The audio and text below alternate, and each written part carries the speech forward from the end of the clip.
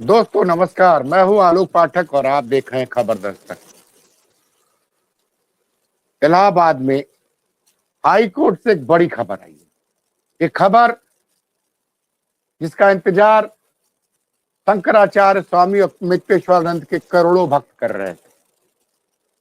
फिलहाल Allahabad high court ने मार्च के तीसरे हफ्ते तक स्वामी अमितेश्वरानंद की गिरफ्तारी पर रोक लगा दी है। आज की सुनवाई बहुत महत्वपूर्ण थी क्योंकि अगर आज अग्रिम जमानत याचिका पर शंकराचार्य जी को राहत नहीं मिलती तो हो सकता है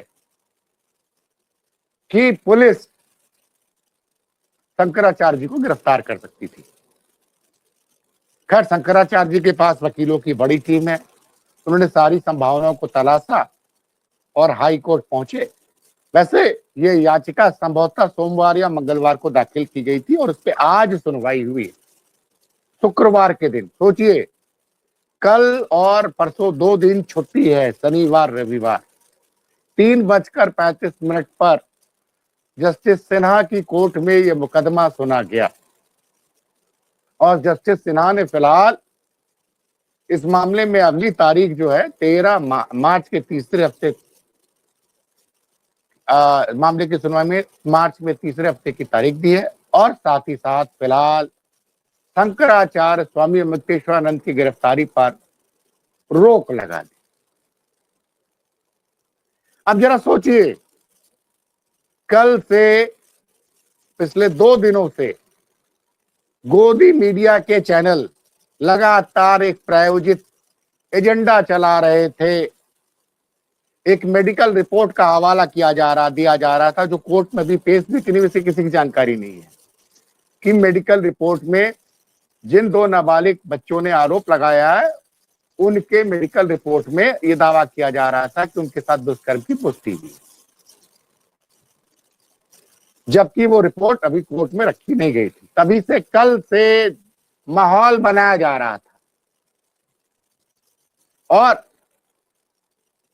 कई लोगों ने तो यहां तक कहना शुरू कर दिया था कि अब तो योगी आदित्यनाथ, माफ कीजिएगा, अब तो शंकराचार्य अमितेश्वरानंद जी का जेल जाना तय है। उन्होंने बड़ा घिनौना अपराध किया है और सोशल मीडिया पे तो उनके बारे में बहुत कुछ लिखा जा रहा था। लेकिन इलाहाबाद हाई कोर्ट ने एक बड़ी राहत की खबर दी है और पूरे देश में शंकराचार्य जी के ज्योतिष पीठ के शंकराचार्य स्वामी अमितेश्वरानंद के भक्तों में इस वक्त फिलहाल खुशी की लहर दौड़ गई है। उत्तर प्रदेश के पूर्व मुख्यमंत्री लगातार अखिलेश यादव ये कह रहे हैं कि शंकराचार्य जी के खिलाफ फर्जी मुकदमा लिखवाया गया, उनको फर्जी फंसाने की साजिश की जा रही है। लेकिन जिस तरह से मीडिया में पिछले 2 दिनों से माहौल बनाया जा रहा था और एक चैनल तो तथाकथित रूप से पीड़ित का साक्षात्कार दिखा रहा था, जबकि आज ही मैंने अपने चैनल पे हाई कोर्ट के विद्वान वकील विवेक पांडे से बात की। उन्होंने कहा कि पास्को एक्ट जब लगता है तो उसमें पीड़ित की पहचान को गुप्त रखा जाता है और उसकी उस मुकदमे की सुनवाई बंद कमरे में होती है। उसमें जिसका उस मुकदमे से कोई लेना देना नहीं, वो जा भी नहीं सकता है और किसी भी डॉक्यूमेंट की अगर आपको कॉपी चाहिए तो बिना कोर्ट की अनुमति के उसकी कॉपी नहीं मिलती है। आप सोचिए कितने सख्त कानून है और फिर भी कल सुबह से ही एक प्रयास किया जा रहा है शंकराचार्य अमितेश्वरानंद की छवि को नुकसान पहुंचाने के लिए, जबकि स्वामी अमितेश्वरानंद बार बार कह रहे हैं कि इस मामले में जो आरोप लगाया गया उसकी जल्द से जल्द जांच हो जाए। वो जांच से भाग नहीं रहे हैं। वो वाराणसी में अपने मठ में बैठे हुए हैं। तमाम तरह के मीडिया कर्मी, जिसमें भक्त मीडिया के भी चैनल हैं, जो एक एजेंडे के तहत वहां बनारस भेजे गए हैं, उन सब के सवालों का जवाब वो दे रहे हैं लगातार। न सिर्फ वो बल्कि उनके शिष्य वो भी जवाब दे रहे हैं। अब देखिए, आज मुझे पता आया हमारे विद्वान वकील विवेक पांडे जी ने, जो हाई कोर्ट के वकील हैं, मुझे नहीं जानकारी थी, उन्होंने जानकारी दी कि ये जो आरोप लगाने वाले स्वामी जी हैं वो सर्किट हाउस में बैठकर प्रेस कॉन्फ्रेंस कर रहे थे। तो सवाल ये उठता है कि प्रयागराज में उनको किसकी वजह से सर्किट हाउस अलॉट हुआ। और मीडिया रिपोर्ट की माने तो सुनवाई के समय हाई कोर्ट को पुलिस छावनी में तब्दील कर दिया गया। सरकार ने पुरजोर कोशिश की कि उनको अग्रिम जमानत फिलहाल या कोर्ट से उनको कोई भी राहत न मिले, जबकि अमित तेसरानंद जी साफ साफ कह रहे हैं कि न मैं उन लड़कों से कभी मिला हूं, और वो जो आरोप लगा रहे हैं उस पर मीडिया कोई सवाल नहीं कर रही है। तो वैसे स्वामी जी ने आज सुबह मीडिया से बातचीत करते हुए कहा कि सुनने में कई जितने में उतनी बात, उन्होंने ये भी कहा कि भाई योगी जी से मेरी कोई व्यक्तिगत दुश्मनी है नहीं, मैं तो बस न मैं योगी जी की जगह ले सकता हूं, ना योगी जी मेरी जगह ले सकते हैं, तो ये कोई लड़ाई है नहीं, मैं तो सिर्फ गाय की रक्षा की बात कर रहा हूं, मैं सनातन धर्म के विकास के लिए काम करता हूं। मैं चूंकि सवाल पूछ रहा हूं कुंभ में हुई अव्यवस्था के बारे पर मैंने योगी जी पर सवाल उठा दिया कि आपके अंदर मैनेजमेंट की कमी है, ये उनको बुरा लग गया या जो भी लगा। आप लगातार जाके देखिए कल क्या हेडलाइन चल रही थी कि शंकराचार्य केस में आरोपियों के मेडिकल रिपोर्ट में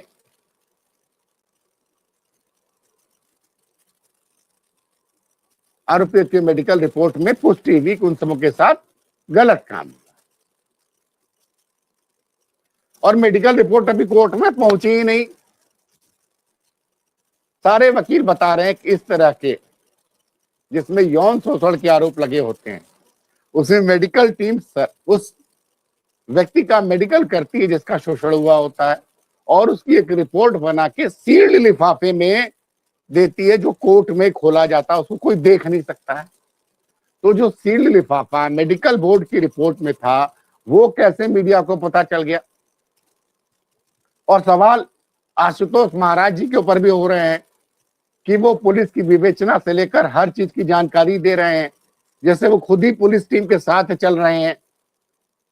उस पर भी लोग पूछ रहे हैं, पत्रकार साथी अभिषेक उपाध्याय ने सवाल उठाया कि क्या आशुतोष महाराज को उत्तर प्रदेश पुलिस ने आउटसोर्सिंग के तहत किसी पद पर ज्वाइन कराया है क्या।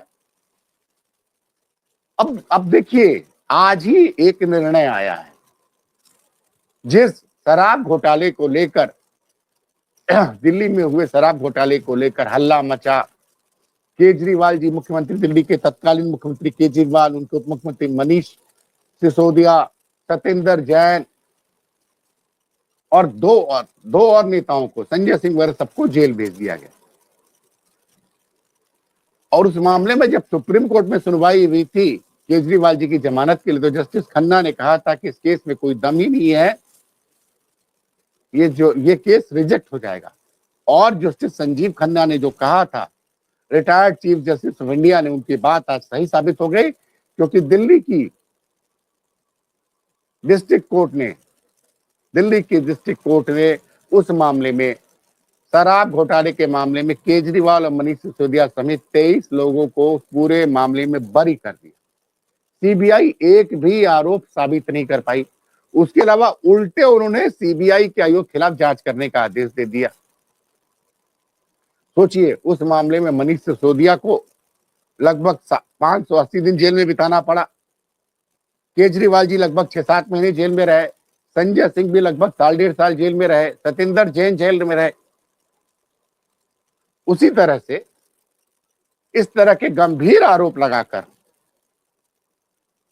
नाबालिग बटुकों की यौन शोषण का आरोप लगाकर मुकदमा लिखा दिया जाता है, और स्वामी जी की गिरफ्तारी की खबरें चला दी जाती है कि अब गिरफ्तार होंगे, आज गिरफ्तार होंगे, प्रयागराज की टीम पहुंच के ऐसे बताया जा रहा था, और इतना ज्यादा स्वामी अमितेश्वरानंद की शंकराचार्य के ऊपर इतना ज्यादा उनके चरित्र को लेकर ऐसी टिप्पणी की जा रही थी।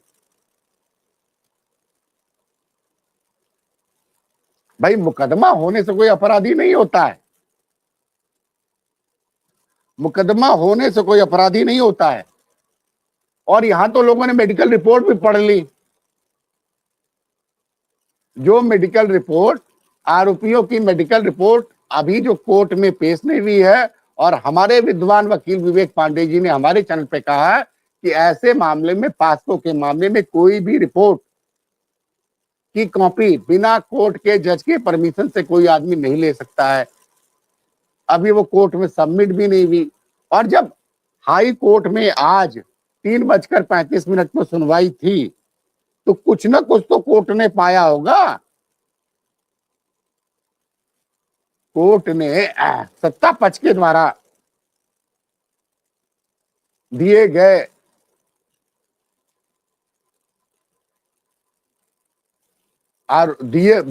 मतलब जो सत्ता पक्ष ने अपनी तरफ से, सरकार की तरफ से जो वकील वगैरह होंगे, उनकी बातों को क्यों नकार दिया?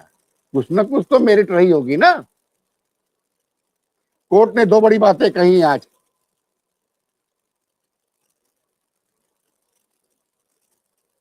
अदालत में शंकराचार्य का पक्ष वकील पीएन मिश्रा ने रखा, जबकि राज्य सरकार की तरफ से अपर अभिनेता मनीष गोयल पेश हुए।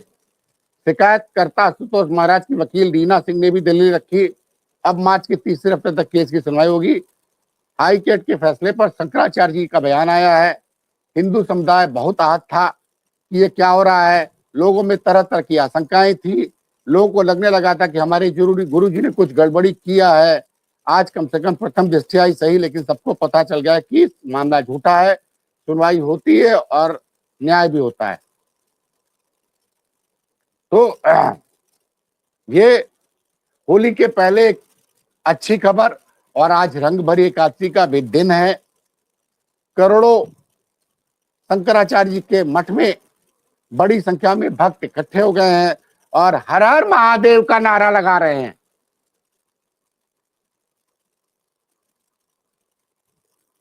शंकराचार्य जी के भक्त जो है, देखिए कॉपीराइट का मामला है, इसलिए मैं वीडियो नहीं दिखा सकता हूं साहब, नहीं तो तुरंत हमारे चैनल पर स्ट्राइक दे दी जाएगी। शंकराचार्य जी ने बिल्कुल सही कहा है। तो और उन्होंने ये भी कहा था आज दिन में सुबह कि सच को सामने के लाने के लिए वो नार्को टेस्ट के लिए भी सही जो भी हो वो होना चाहिए। मतलब स्वामी जी कहीं से भाग नहीं रहे हैं। और आपको स्वामी जी का एक बयान और सुना दूं मैं, जो उन्होंने बोला था कि मैं वो नहीं हूं योगी जी की तरह कि अपने मुकदमे वापस ले सकता हूं। मेरे पर मुकदमा हुआ, मैं उसका सामना करूंगा। इस पूरे मामले में अभी तो फिलहाल 3 हफ्ते तक स्वामी अमितेश्वरानंद शंकराचार्य की गिरफ्तारी पर रोक लगी है। लेकिन अगर ये मामला गलत साबित होता है कोर्ट में, तो योगी जी की छवि को बहुत नुकसान पहुंचेगा। योगी जी की छवि को बहुत नुकसान पहुंचेगा।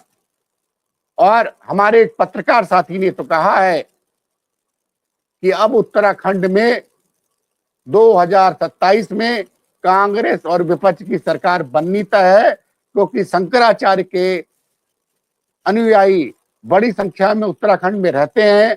और वो जिस तरह से शंकराचार्य के ऊपर बटुकों का शारीरिक शोषण का अपमान लगा है, उससे वो बहुत दुखी और व्यथित हैं। कल ही पत्रकार साथी रणविजय ने लिखा था कि अगर इस तरह के मुकदमा कांग्रेस की सरकार पर के दौरान अगर शंकराचार्य जी पर लगता, अमितेश्वरानंद पर, तो यही बीजेपी के लोग तमाम सवाल उठाते। तो मेरे उस मित्र की भविष्यवाणी है कि उत्तराखंड में अब 2027 में कांग्रेस की जीत तय है। और उन्होंने एक बात और कही उसी पत्रकार ने कि अगर यूपी में ईवीएम में खेल नहीं हुआ तो यूपी से भी अब भाजपा की विदाई तय है। और ये वो पत्रकार साथी है हमारे जिन्होंने जनवरी 2024 में मेरे साथ शर्त लगाई थी, मैं नाम नहीं बताऊंगा, उन्होंने शर्त लगाई थी कि भारतीय जनता पार्टी और गठबंधन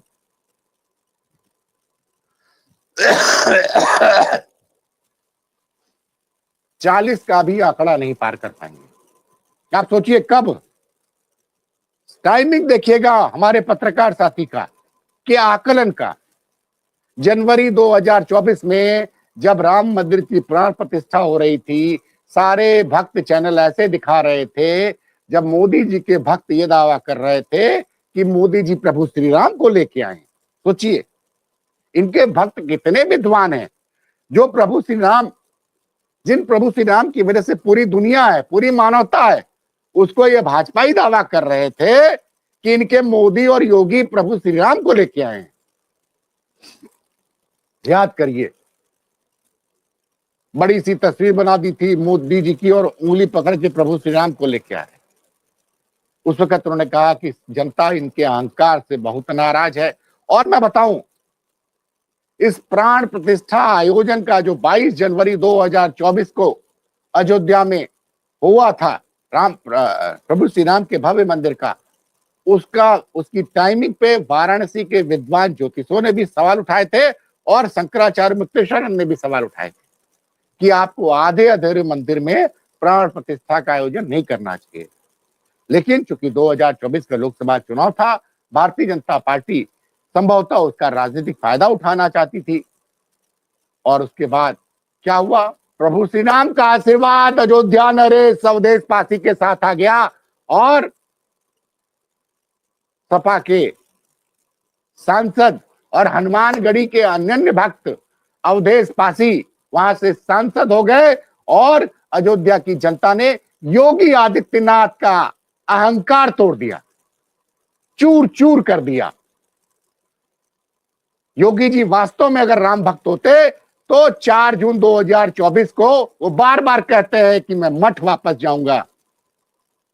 तो जनता ने आदेश दे दिया था योगी जी, तो 4 जून 2024 को आप मठ क्यों नहीं चले गए?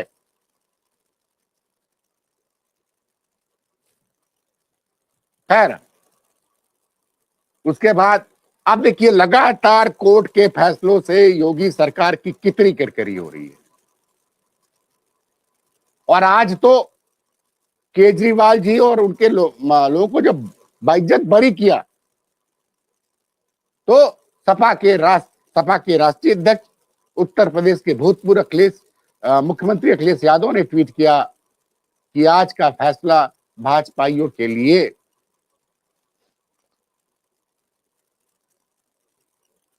मृत्युदंड के समान है। तो आप समझिए इस बात को। और अब ये एक के भास्कर का एक रिपोर्टर है, मैं नहीं बोलता हूं लेकिन आज बोलना पड़ेगा। ये कुछ ये ले लेके ट्वीट करता है। कल ये कूद कूद के ट्वीट कर रहा था कल। अब आज इसने पलटी मारी है, जैसे पलटीबाज होते हैं ना, उसने ट्वीट मारा, अब ये ट्वीट कर रहा है। मीडिया का भी असली चेहरा अब जनता देख चुकी है। खैर, स्वामी आनंद ने ट्वीट किया है, सत्य की जीत हुई है। स्वामी मुक्तेश्वर ने महाराज की गिरफ्तारी पर हाईकोर्ट ने रोक लगा दी है। मैंने कहा ना, वाराणसी में आज रंग भरी एकादशी के दिन, और सुनिए, हमारे छोटे भाई और तेज तर्रार रिपोर्टर चूंकि प्रयागराज में पढ़े हुए हैं, उनका नेटवर्क हमसे ज्यादा है, अभिषेक उपाध्याय, वो लिखते हैं शंकराचार्य की गिरफ्तारी पर रोक और अदालत में तालियां, अदालत ताली बजा रहा है और योगी जी के कुछ खास अधिकारी ऐसे बैठे होंगे, ऐसे बैठे होंगे। और नोएडा के एंकरों का क्या हाल होगा? 2 दिनों से उन्होंने बना, एक कल से तो एकदम मेडिकल रिपोर्ट। खैर, बड़ी खबर यही है। फिर मिलते हैं किसी और बड़ी खबर के साथ, तब तक के लिए हमें इजाजत दीजिए।